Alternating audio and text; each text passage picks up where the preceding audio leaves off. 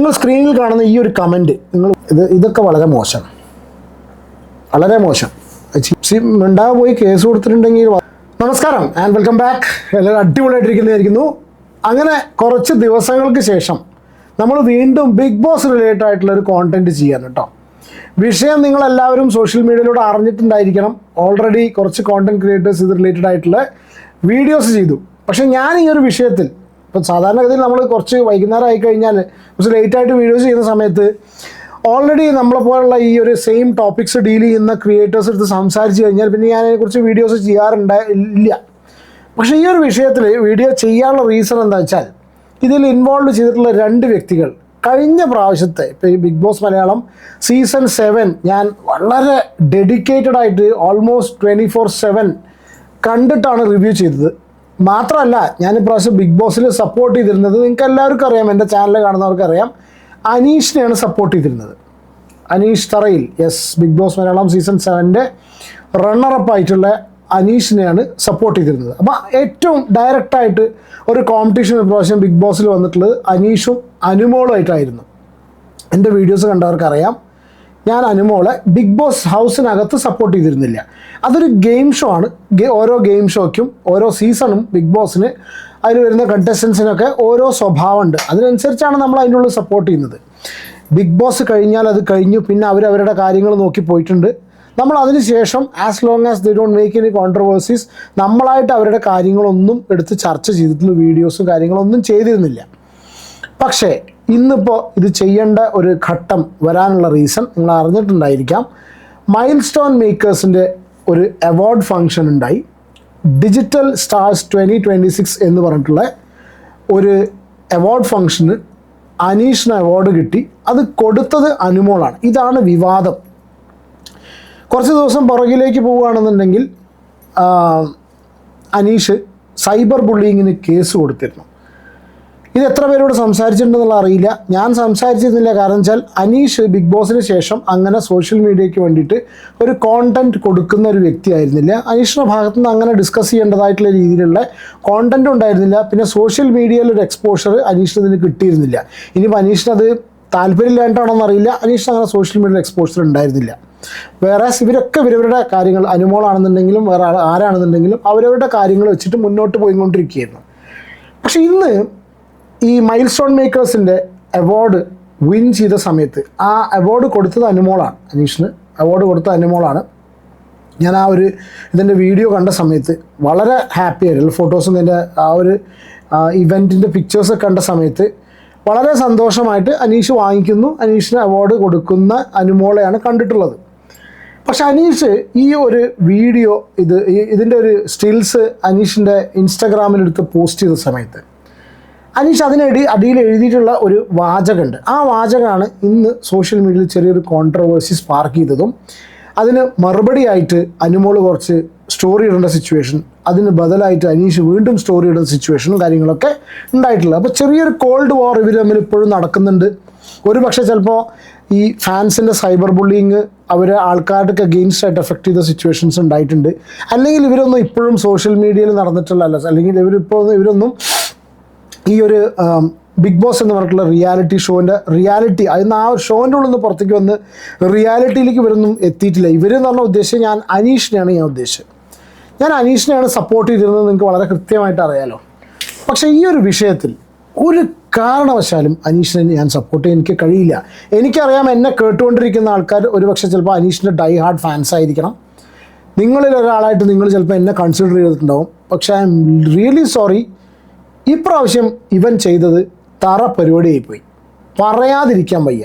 എന്താണ് അനീഷ് ചെയ്തത് ഞാൻ പറയാം. അനീഷ് ഇങ്ങനെ ഇത് പോസ്റ്റ് ചെയ്ത സമയത്ത് അതിന് താഴെ എഴുതിയങ്ങനെ, പുരസ്കാരങ്ങൾ കിട്ടുക എന്നത് തീർച്ചയായും സന്തോഷം തരുന്ന ഒന്നാണ്.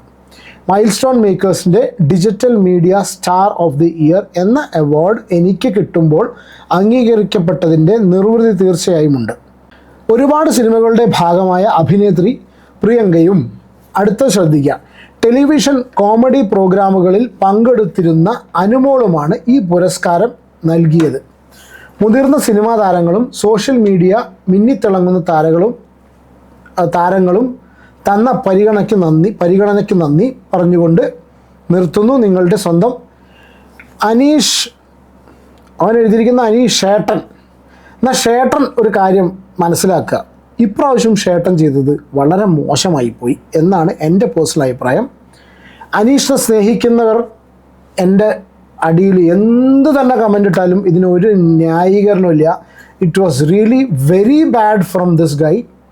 കാരണം അനുമോള് വെറും ഒരു കോമഡി ഷോ മാത്രം ചെയ്ത ആളല്ല. ബിഗ് ബോസ് എന്ന് പറഞ്ഞിട്ടുള്ള അനീഷിനെ പോലുള്ള വ്യക്തികൾ ഒരുപാട് പേര് വേറെ ഉണ്ട്, സ്വപ്നം കണ്ട് ഹാർഡ് വർക്ക് ചെയ്ത് ആ ഒരു ഷോയിൽ കയറി പറ്റിയിട്ട് അതിൻ്റെ വിന്നറായി വന്നിട്ടുള്ള വ്യക്തി. Bigg boss Malayalam season 7 title വിന്നറാണ് അനുമോള്, അതിൽ യാതൊരു സംശയവുമില്ല. അഖിൽ മാരാർ ബിഗ് ബോസ് എന്ന് പറയുന്നുണ്ട്, റോബിൻ പറയുന്നുണ്ട്, ഇവരൊക്കെ പറയുന്നുണ്ട്, മനസ്സിലായോ, പല സീസണുകളിലും. അതുപോലെ മലയാളം അനീഷ് മത്സരിച്ചിട്ടുള്ള Bigg boss Malayalam season 7 title വിന്നറാണ് അനുമോൾ, അതിൽ യാതൊരുവിധ സംശയമില്ല. ഞാൻ അനുമോളെ സപ്പോർട്ട് ചെയ്തിട്ടില്ല എന്നുള്ള കാര്യം അറിയാലോ, പക്ഷെ അത് ബിഗ് ബോസിനകത്ത്. പക്ഷെ പുറത്ത് ഇതുപോലത്തെ കാര്യങ്ങൾ കാണിക്കുന്ന സമയത്ത് ഒരു കാരണവശാലും ന്യായീകരിക്കാൻ പറ്റില്ല. വളരെ പച്ചയായിട്ടുള്ളൊരു യാഥാർത്ഥ്യം. ഞാൻ ഇപ്പോൾ PR വർക്ക് കാര്യങ്ങളൊക്കെ പറഞ്ഞിട്ടുണ്ട്, പക്ഷേ വളരെ ഒരു റിയാലിറ്റി ഇതാണ്. അനീഷ് എന്ന് പറഞ്ഞിട്ടുള്ള വ്യക്തി അനുമോളോട് തോറ്റ വ്യക്തിയാണ്. അനുമോളോട് തോറ്റ ആളാണ് അനീഷ്. ആ ഒരു സാധനം അനീഷിൻ്റെ ഉള്ളിൽ കിടക്കുന്നത് കൊണ്ടാണ്, അല്ലെങ്കിൽ അതിൻ്റെ ഭാഗമായിട്ട് കിട്ടുന്ന സൈബർ ബുള്ളിയിങ് കാരണം ആയിരിക്കണം. ഈ സൈബർ ബുള്ളിയിങ് എല്ലാം കൊടുത്തുവിടുന്നത് അനുമോളാണ് എന്ന് തോന്നിയിട്ടാണോ എന്താണ് സംഭവം അറിയില്ല. എന്താണ് അനീഷിൻ്റെ മനസ്സിൽ ഓടിക്കൊണ്ടിരിക്കുന്നുള്ള അനീഷിന് മാത്രമേ അറിയുള്ളൂ. ഇങ്ങനെ ഒരു എഴുത്തിൻ്റെ ആവശ്യം അവിടെ അനീഷിന് ഉണ്ടായിരുന്നില്ല. ഇതിന് മറുപടി വാസ് ബ്രില്യൻറ്റ്, പറയാതിരിക്കാൻ വയ്യ. അനുമോളുടെ ഇൻസ്റ്റഗ്രാം സ്റ്റോറി, വിജയിച്ചവർ മുന്നോട്ട് പോകും, ജയിക്കാൻ പറ്റാത്തവർ പഴയ കഥകൾ പിടിച്ചു നിൽക്കും. സത്യമല്ലേ അല്ലേ? ഇപ്പോൾ കാണുന്ന ഈ ഒരു സ്റ്റോറി അനുമോൾ ഇട്ടിട്ടുണ്ട്. അനുമോൾക്ക് കിരീടം കൊടുക്കുന്ന സ്റ്റോറി. ഒരാളുടെ മൂല്യം കുറച്ച് എഴുതാം, പക്ഷേ ആളുകളുടെ സ്നേഹം കുറച്ച് എഴുതാൻ ആരാലും കഴിയില്ല. Very true. എഴുതുന്നവൻ എഴുതാം. നമ്മളെ ചെറുതാക്കി കാണിക്കാൻ ചിലർ ശ്രമിക്കും, പക്ഷെ സത്യമായ കഴിവ് ഒരാളുടെ വാക്കുകളിലല്ല, ആളുകളുടെ മനസ്സിലാണ് തെളിയുന്നത്. സോഷ്യൽ മീഡിയയിൽ അനീഷിന് അതിന് ശേഷമുള്ളൊരു എക്സ്പോഷർ കിട്ടിയിട്ടില്ല. എന്നെ ചെറുതാക്കി എഴുതാം, പക്ഷേ 16 ലക്ഷം വോട്ടുകൾ ചെറുതാക്കാൻ ആരാലും കഴിയില്ല. PR വർക്ക് ഞാൻ ഇതിനു മുന്നേ എൻ്റെ വീഡിയോസ് കാണുന്നുണ്ടെങ്കിൽ ആ സമയത്ത് കണ്ടവർക്ക് വളരെ കൃത്യമായിട്ട് അറിയാം. ശരിയാണ്, അനുമോൾക്ക് വളരെ ശക്തമായിട്ടുള്ള PR ഉണ്ടായിരുന്നു, ഇല്ലാതെ നമ്മൾ ഒരിക്കലും പറയില്ല. പക്ഷേ PR കൊണ്ട് മാത്രമല്ല അനുമോൾ ജയിച്ചിട്ടുള്ളത്. അത് ബിഗ് ബോസ് സീസൺ ലാസ്റ്റ് അവസാനത്തെ ആ ഒരു പരിപാടിയും, അത് ഓൾറെഡി ഒരു സെലിബ്രിറ്റി സ്റ്റേറ്റസ് ഉള്ള വ്യക്തി, 1 മില്യൺ പ്ലസ് ഇൻസ്റ്റാഗ്രാം ഫോളോവേഴ്സും ഒരുപാട് വീട്ടമ്മമാരും സപ്പോർട്ട് ചെയ്തിരുന്ന fan following, huge fan following. എന്നുവെച്ചാൽ അനവാസിൻ്റെ കേസിൽ ഞാൻ പറഞ്ഞത് ഹ്യൂജ് ഫാൻ ഫോളോയിങ് എന്നുള്ള ആൾക്കാർ ഇതിനുള്ളിലേക്ക് വന്നു. ഇവരുമായി മുട്ടി നിന്ന് റണ്ണറപ്പ് ആയതുകൊണ്ടാണ് ഞാൻ അനീഷിനെ അന്ന് സപ്പോർട്ട് ചെയ്തിരുന്നത്. Because is not a small guy. അപ്പോൾ അത്രയധികം ആൾക്കാരായിട്ട് മുട്ടിയിട്ട് സെക്കൻഡ് ഇതിൽ നിൽക്കുക എന്ന് പറഞ്ഞാൽ അത് ചെറിയ കാര്യമല്ല. പക്ഷേ ഇങ്ങനെയൊക്കെ ആണെങ്കിലും വെറും PR-ൻ്റെ ബലത്തിൽ മാത്രമല്ല അനുമോൾ ജയിച്ചിട്ടുള്ളത്. വിജയം ആരുടെയും കൃപയല്ല, അത് ജനങ്ങൾ നൽകുന്ന അംഗീകാരമാണ്. അതിന് അസൂയപ്പെട്ടിട്ടൊരു കാര്യവുമില്ല. എനിക്ക് കിട്ടേണ്ടത് എല്ലാം കിട്ടി. ട്രോഫി, കാർ, പ്രൈസ് മണി, അതിലും വലിയത് ജനങ്ങളുടെ സ്നേഹം. ഞാൻ എൻ്റെ യാത്രയിൽ മുന്നോട്ട് പോകുന്നു. ചിലർ ഇപ്പോഴും പഴയ മത്സരത്തിൽ നിന്നും കുടുങ്ങിയിരിക്കുന്നു. ബിഗ് ബോസ് കഴിഞ്ഞിട്ട് 4 മാസമായി. ഞാൻ മുന്നോട്ട് പോയി. ചിലർ ഇപ്പോഴും അവിടെ തന്നെയുണ്ട്. PR കൊണ്ടല്ല, 16 ലക്ഷം ആളുകളുടെ സ്നേഹമാണ് എന്നെ വിന്നറാക്കിയത്. ഇതൊന്നും പോരാത്തതിന് അടുത്ത സ്റ്റോറി, പോയി പണി നോക്കടോ എന്ന്. എന്തിനാടോ ഒരു മുട്ട എടുക്കട്ടെ എന്ന് ചോദിച്ചിട്ട് അടുത്തതില്ലേ, എന്തിനാടോ അനീഷെ ഇങ്ങനെ ഇളിയാൻ നിൽക്കുന്നത്? എനിക്കറിയാം ഈ അനീഷിൻ്റെ ഫാൻസ് ഇത് കണ്ടു കഴിഞ്ഞാൽ ഡെഫിനറ്റ്ലി നിങ്ങൾ, പക്ഷെ നമ്മളെപ്പോഴും കണ്ടതേ ഇഷ്ടപ്പെട്ടു. ഞാൻ എൻ്റെ കേസിൽ ഒരാളുടെ ഒരു ഇതിൻ്റെ ടീം പ്രതീക്ഷിച്ചിട്ടോ കാര്യങ്ങളോ ഒന്നും നമ്മൾ ചെയ്തിട്ടില്ല. ഞാൻ കണ്ട് അഭിപ്രായങ്ങൾ പറഞ്ഞിട്ടേ പോയിട്ടുള്ളൂ.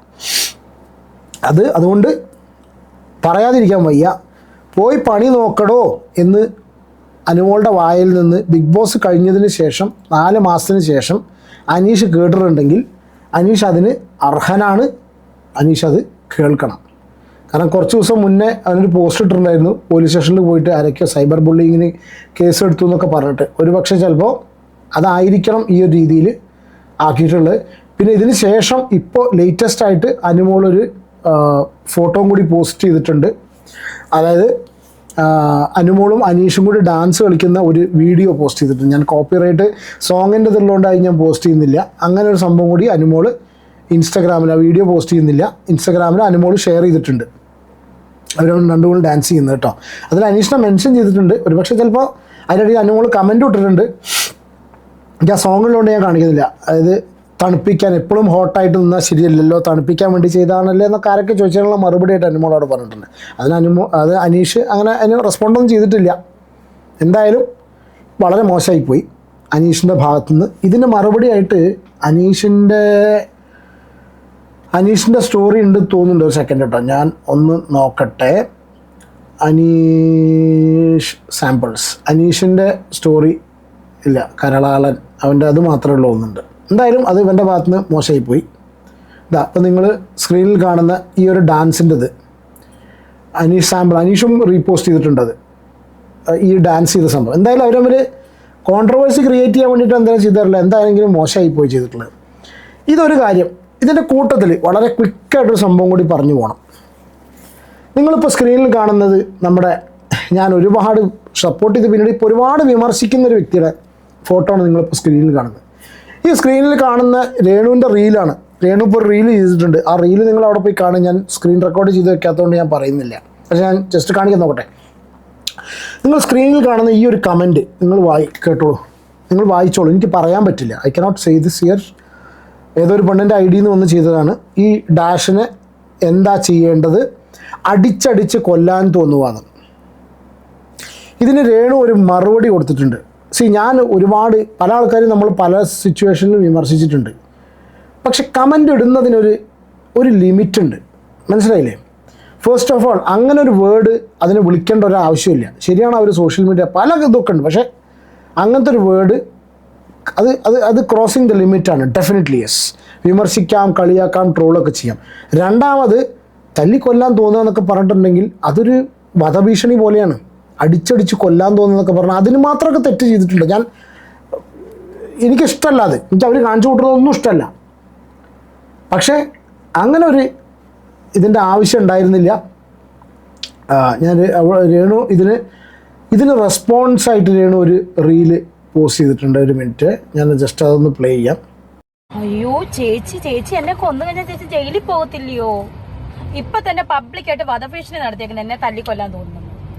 പബ്ലിക്കായിട്ട് എന്തുവാ ചേച്ചിക്കെതിരെ ഞാൻ കേസ് കൊടുത്താലേ ഏത് ഫേക്ക് ആണെന്ന് ചേച്ചിയെ പൊക്കത്തില്ലേ? അയ്യോ ചേച്ചി വളരെ മാന്യമായിട്ട് മോനെ പല്ലിയെ കൊന്നാലും കേസുണ്ടടാ. നിനക്ക് മുകളിലൊരു ആളുണ്ടല്ലോ, എന്താ പറയാ, ദൈവം എന്ന് പറയുന്നത്.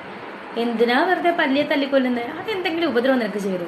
ഓ നീ ഉദ്ദേശിച്ച എന്നെയാണല്ലോ, ഞാനാണല്ലോ നിന്റെ പല്ലി. ഓ എടാ മോനെ, നമ്മൾ വിമർശിക്കാറുണ്ട്, പക്ഷെ അതൊന്നും ഒരിക്കലും ഇതൊക്കെ വളരെ മോശം, വളരെ മോശം. അത് ചെയ്യാൻ പാടില്ല. തല്ലിക്കൊല്ലാൻ തോന്നുന്നത് വധശ്രമത്തിന് വധശ്രമത്തിന് കേസ് തരുന്ന സമയത്താണ് അടുത്ത കമൻറ്റ് പല്ലിയെ കൊന്ന കേസ് ഉണ്ടോന്ന്. വളരെ മോശമായിട്ടുള്ള. ഓക്കെ, നമ്മൾ വീഡിയോ കാണിക്കുന്ന കാര്യങ്ങളോടൊക്കെ എനിക്ക് എതിർപ്പുണ്ട്. ഡെഫിനറ്റ്ലി അത് അവിടുത്തെ അങ്ങനെ തന്നെ ഉണ്ടായിരിക്കും. എതിർപ്പല്ല, നമ്മൾ എതിർത്തിട്ട് കാര്യമില്ല. നമ്മൾ അഭിപ്രായം സോഷ്യൽ മീഡിയയിൽ വരുന്ന കാര്യങ്ങൾക്ക് അഭിപ്രായം പറയുന്നത് മാത്രം. പക്ഷെ മറ്റേ പരിപാടി അത് ശരിയല്ല. വളരെ മാന്യമായിട്ടുള്ള മറുപടിയാണ് രേണു കൊടുക്കുന്നത്. വളരെ മാന്യമായിട്ടാണ്. ഇതിലേറെ കൂടുതൽ മാന്യമായിട്ടൊക്കെ പോയി കേസ് കൊടുത്തിട്ടുണ്ടെങ്കിൽ വധശ്രമത്തിനാണ് വരാം. കണ്ടാൽ തല്ലിക്കൊല്ലാൻ തോന്നുന്നു എന്നൊക്കെ പറഞ്ഞിട്ടുണ്ടെങ്കിൽ അത് ഫേക്ക് ഐ ഡി ആണെങ്കിലും അത് ശരിയല്ല. അപ്പോൾ ഈ രണ്ട് വിഷയമാണ്. എന്താണ് നിങ്ങളുടെ അഭിപ്രായം എന്നുള്ളത് കമൻറ്റ് ചെയ്യൂ കേട്ടോ. നിങ്ങളുടെ അഭിപ്രായം കമൻറ്റ് ചെയ്യൂ. നമുക്ക് അടുത്ത വീഡിയോ കാണാം. Take care and God bless. By.